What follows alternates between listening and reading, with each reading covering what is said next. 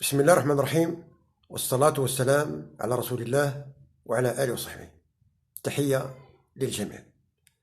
البرنامج ديال لالا الكرموسة أو الكروسة أو العروسة أو المتعوسة أو العدروسة، فأشنو هي أول حاجة كتجي لك في بالك وانت كتشوف هذاك البرنامج في قناة من القنوات المغربية؟ أول حاجة بالنسبة لي كمغربي كنهضر على وجهة النظر ديالي هي التسليع، يعني تسليع البشر أو تسليع بني آدم، جعل الإنسان سلعة يمكن أننا نسوق لها بشكل من الأشكال باش نستفدوا وباش نحقوا ربح. فهاد البرنامج هو كيحاول يدير واحد الهدم ديال قيم مغربية أصيلة، وأن الهدم هنا ما كيتعلقش غير بالهدم ديال البيوت ديال كثير من المغاربة وما عرفناش علاش لحد دابا، بل الهدم يتعلق أيضا بالقيم والأخلاق والنظم اللي تعرف عليها المجتمع المغربي منذ يعني فترة طويلة ممتدة في التاريخ. فهذا البرنامج كيدير واحد الهدم ديال هاد القيم والأخلاق، واللي من بينها الحياء والحشمة والغيرة، بحيث كاين واحد البرنامج أو كاين واحد المشروع اللي كيسعاو من وراه أنهم يحيدوا ديك الغيرة من القلب ديال الإنسان المغربي، بحيث أنه ما يبقاش يغير على الزوجة ديالو أو على المحارم ديالو. فواحد ملي كيجيب الزوجة ديالو وكأنها بضاعة، كأنه جايب دجاجة ولا جايب بيبية ولا جايب بقرة مدخلها الرحبة، وهو أيضا راه سلعة جايبها وجايب وياها وجايب مو. الزوجة ديالو مقادها، يعني ماشطة لابسة المكياج إلى آخره، وتعرضها في واحد البرنامج أمام الآلاف من المغاربة. فهو يعني كيقول لهم شوفوا هاد السلعة واش مزيانة، واش ليقا واش ما ليقاش، وكي جاكم في هاد السلعة هادي. وكيبقى عاوتاني المجتمع المغربي كتبقى عنده، يعني حيت المجتمع المغربي كيتلقى واحد الفكرة وتيقراها غير في الظاهر، ما تيقراش ما وراء الشيء أو ما وراء الجدار. حنا كنشوفوا غير الباب، ولكن ما كنشوفوش اشنو داخل هذاك الدار اللي هي مسدوده بباب. فهنا كاين واحد البضاعه اللي هي بنادم، واحد السلعه اللي هي بنادم، واللي كيروج لها هو هذاك، او اللي كيسوق لها كيدير العمليه ديال التسويق هو هذاك البرنامج، واللي كيستهلك هو المجتمع المغربي. فالعمليه ديال تسليع البشر جعلهم سلعه بدا في العصر الحديث مع تجارة العبيد، بحيث أنه مجموعة ديال الدول الأوروبية جعلت من الإنسان الإفريقي سلعة، وشحنوا المراكب اللي باطوا عمروهم بالعبيد وداوهم باش يبيعوهم في أمريكا ويبيعوهم في دول بحر الكاريب ويبيعوهم في أمريكا اللاتينية.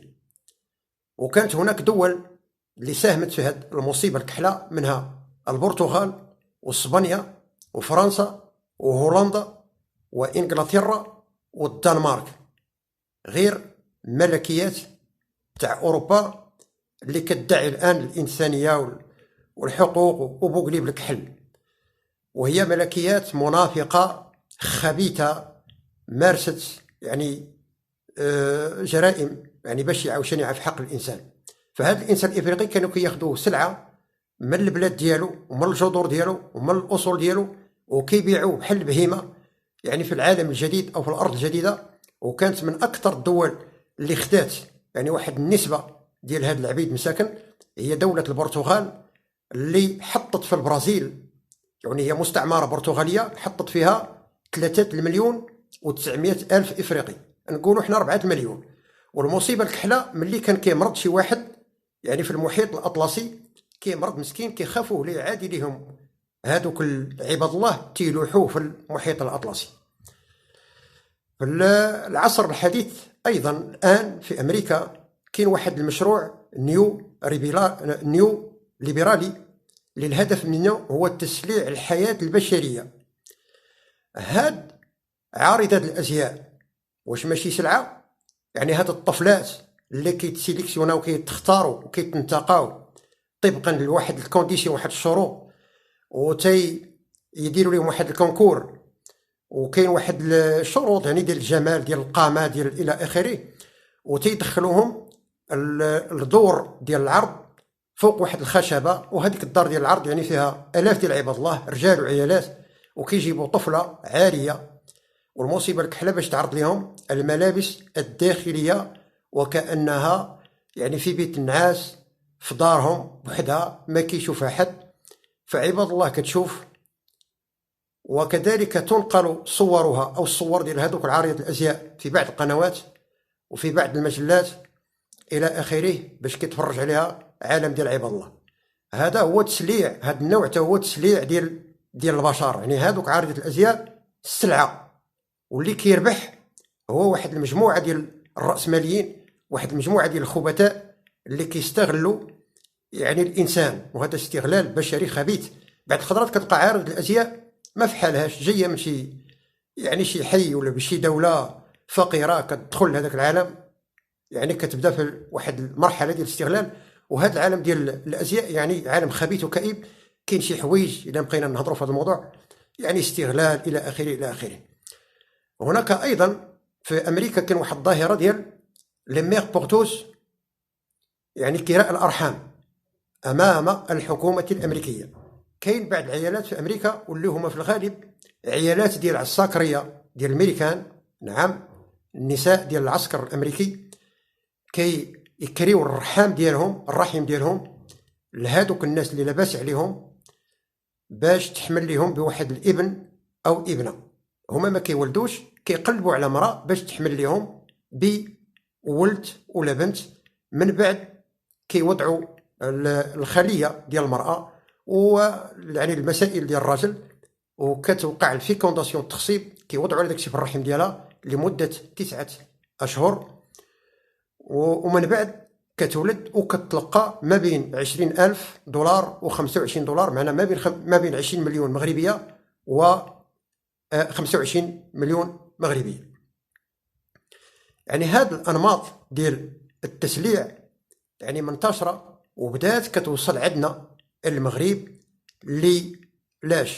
لايجاد واحد البيئه، يعني كيوجدوا لواحد البيئه ما يبقى عندنا لا حياء ولا احترام ولا حتى شي حاجه، وهي كتدخل في اطار ديال التشييء معنى جعل الانسان شيء. هذا الانسان الذي كرمه الله هو اداه، هو شيء، هو سلعه.